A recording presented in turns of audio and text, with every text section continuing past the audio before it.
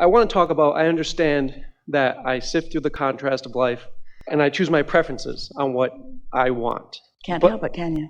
What's that? Can't help it. I cannot. But I feel like I understand that I just make my preference and I let the universe bring it to me. Yeah, if you're smart. Yeah, this is the problem. Get out of your own way. Mind your own business, which isn't your business. So I just want to talk about how, I let the universe bring it to me versus feel like I have to physically make it happen.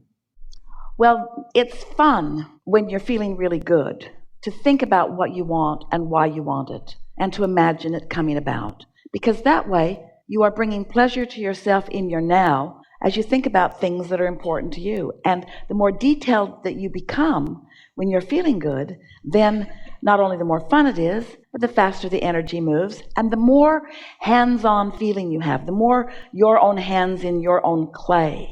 But if you're really actually worried about it or only hoping for it, and there's still doubt laced in your vibration, then the more you talk about it, the more you shoot yourself in your own foot, because you're actually contributing to the vibration that exists rather than the vibration that you're reaching for. The best way to understand that is every subject really is like a stick with two ends on it. And one end of it is what you want, and the other end of it is the absence of what you want. For example, if you're thinking about more money, we bring that up often because it's a common intention among most humans. So as you're wanting more money and you're thinking about more money, but it makes you feel worried, or it makes you feel envious, or it makes you feel angry, or it makes you feel blameful, then the more you're thinking about it, the more you are not working for your own cause. It's the conversation that we just had with our friend about still be beating the drum of the problem rather than being in vibrational sync with the solution. Yeah. So I guess that in my physical life, sometimes I feel like it's almost cheating, like I can't just let the universe bring it to me, pet my dog. And Well, that's a belief that you do well to work your way out of. Because that belief says, I'm not worthy and I have to earn through my hard work and action. And what the laws of the universe are saying is, line up with it and it's yours. Yeah. In other words, it is as simple as tuning your radio dial to the station that you want to hear. Esther and her friend were coming from the airport, and a driver, really a nice guy, having such a good time. He was enjoying the beautiful day on Friday afternoon when they flew in.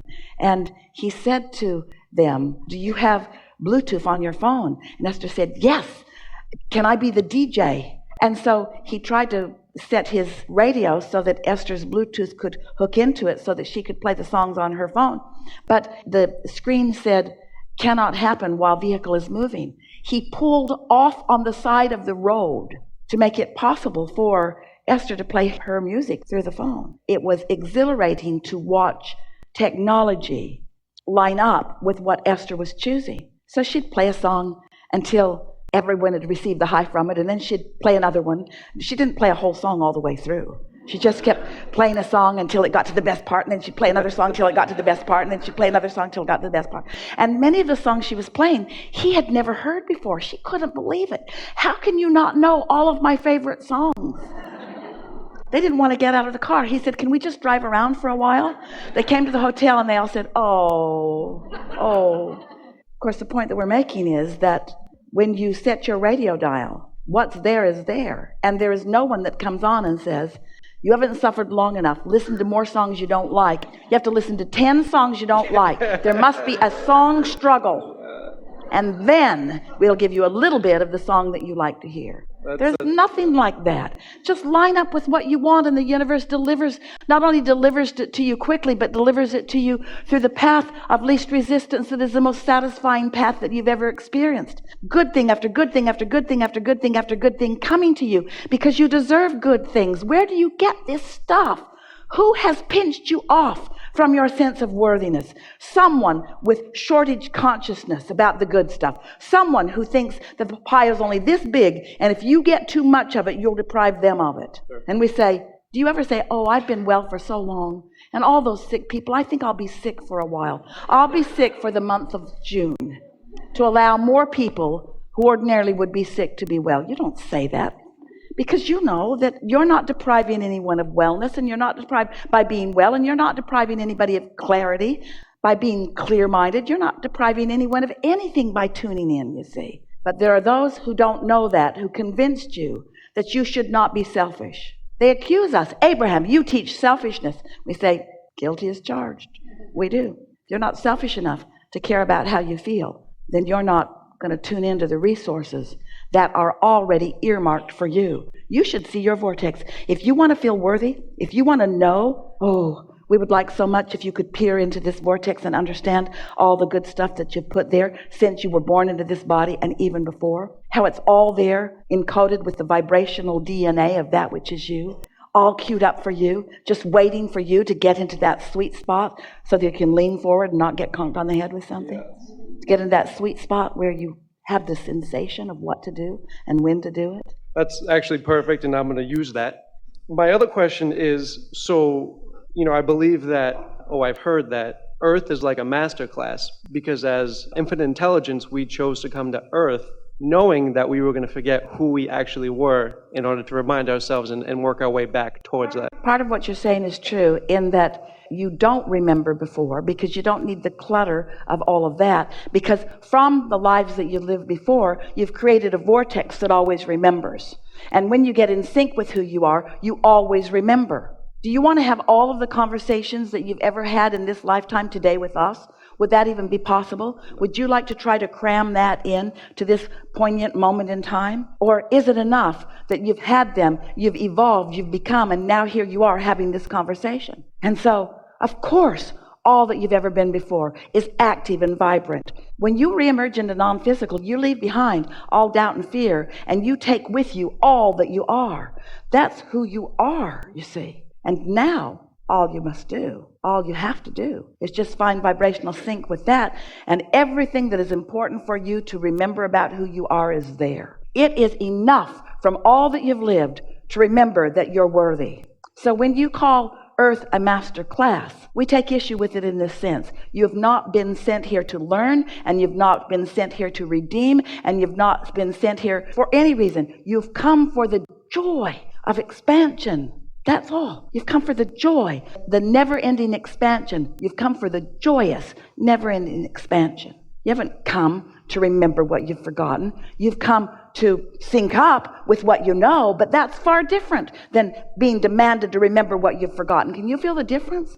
When you sync up with who you are, our friend, how do you think she knew that the grate from the ceiling was going to fall? Is that something that she needed to remember? I have to remember everything that fell on me in every past life. What were the circumstances? I must remember. Where was I? Did I have the spear, or did he have the spear? Who had the spear? Who set who on fire? I don't remember how it went. Did I fall in the big hole, or did a tree fall on me? I can't remember. I can't remember these things. It's not like that at all. You get tuned in, tapped in, turned on, and in your powerful now, and your inner being knows where you stand in relationship to all else and gives you guidance, you see. It's not a master class. It's a master tuning, a master aligning. It's being the master. It's having the enlightenment. It's being in sync with that knowing, you see. That's awesome. I just have one last thing. If Abraham wants to add anything, one of my favorite sayings I've heard is that circumstances don't matter, only state of being matters. And I want to see if Abraham had anything to add to that statement. Instead of the word circumstances, we like to use the word conditions, because you have a human phrase that you use quite often, but you sort of misunderstand it when you talk about unconditional love. So we would say unconditional alignment, or uncircumstantial alignment. Unconditional meaning that you can find alignment regardless of the condition. But if you let the condition occupy your thinking, then the condition, it might be a wonderful condition and it might cause you to soar. But it might be an awful condition and it might cause you to vibrationally plummet. And if you develop patterns of focusing on things and then having reactionary responses, you don't have control over your alignment. You see what we're getting at? If you need things to be good, and when they are, you feel good, now you are looking around at conditions, and you're going to find those that don't feel good too. But if you've mastered the understanding that you can feel as good as you have chosen to feel, it takes a little practice. But as you show yourself that you can feel good regardless of the condition, now in your alignment, the condition must change. Very important point. Thank you. I've been pushing the noodle for years. Most do, because you're action-oriented, you're not vibrationally oriented, you're forgetting who you really are, you haven't made a conscious connection. It's natural, but that was then and this is now. You know things now that you didn't know just a few hours ago. And they've been active in your vibration for long enough that there are going to be some noticeable changes in the receiving mode ideas that flow to you and the speed with which things unfold for you. It's going to be a fun next couple of weeks for all of you. I was just recently laid off, and I have a year's severance package. I've been attracting that. I've wanted a severance package for like 6 months. And I finally got it, and now I'm in this place of, oh shit, I have to get a job. Instead of just relaxing and saying, this is my time to figure out what my calling is, my true calling. You just told us that you are action-oriented and that you are used to making things happen. But isn't it a nice thing that this leeway has come to you at a time when you are consciously aware? How much time does it really take you once you decide? How many jobs have you had? 5, 10, 15, 20? How many jobs have you had? Just a couple. And once you felt the inspiration to apply, what was the expanse of time between deciding that you were going to get a job and you actually getting a job? Not very long. How long? A few months. How long? 6 months? 4 months? 3 months? Yeah. So you got 9 months to mess around. Yeah. Yeah. In other words, if we were standing in your physical shoes, we would give ourselves permission to let the inspired job come. And until you're sure it is, you know what an inspired job is? That's where you're not even looking and someone offers it to you. That's where you're doing something else altogether and it just pops into your head in some way and then boom, boom, boom, boom, boom. And I want to do something completely different. I just don't know what that is Don't right get now. too involved in that. Don't get too involved in what it won't be. Because when you say, I want it to be different than what has been, you throw a whole bunch of resistance on your trail. And you've already, through the living of life, told the universe what you want it to be. So don't spend any time during these months leading up to what comes next telling the universe what you don't want it to be and activating that within you and then saying, hey, universe, see if you can get around this resistance that I put on my trail every day. Make it easy on yourself to receive. Yes? Yeah, I have a job interview tomorrow, and I'm like, why am I doing this to myself? It's way too soon. It is. It's way too soon. Okay. Call them and say, I don't need you for 9 months. Hold on. Okay. That was my feeling, too. I'm like, why am I even doing this? I know I'm not going to take it. We're just playing with you because you may very well want to enjoy that severance package while you do something else so that you have sort of a double thing going on there. In other words, we're not for a moment suggesting that you don't want to actively get involved, but what we are suggesting is don't get actively involved, if anything, until you really feel that inspired. Do you know what we're talking about?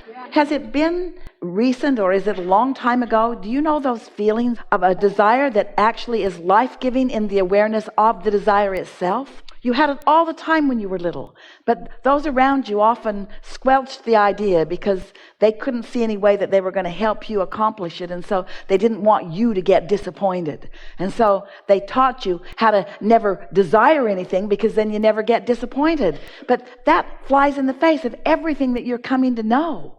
Once that idea comes, you cannot be disappointed. That's how robust and ready for you it is. Once that idea comes, you cannot be disappointed unless you drag old stuff in and just mess it up unnecessarily. You got that? Yeah. Yeah. So just take your time and have some fun. These are the things that we would encourage you to remember. I've been putting into my vortex all of the pieces that are resulting in a very clear desire. And when I am in the vibrational place of the receptive mode, that desire will come to me in full fruition. So think about how fun it's going to be to know exactly what you want to do, because the vortex knows. And the vortex is telling you. But you got to get in the receptive mode pretty regularly so that you can hear what the vortex is telling you. And then all of a sudden you'll know and you'll say, I know. I now know what it is that I want to do. And then, then that sweet spot of watching the universe just doing its thing, bringing about the circumstances, the events, and delivering right to you this thing that you want. You're going to come away from this feeling so empowered and so worthy and so sure of yourself. Good times. Thank you.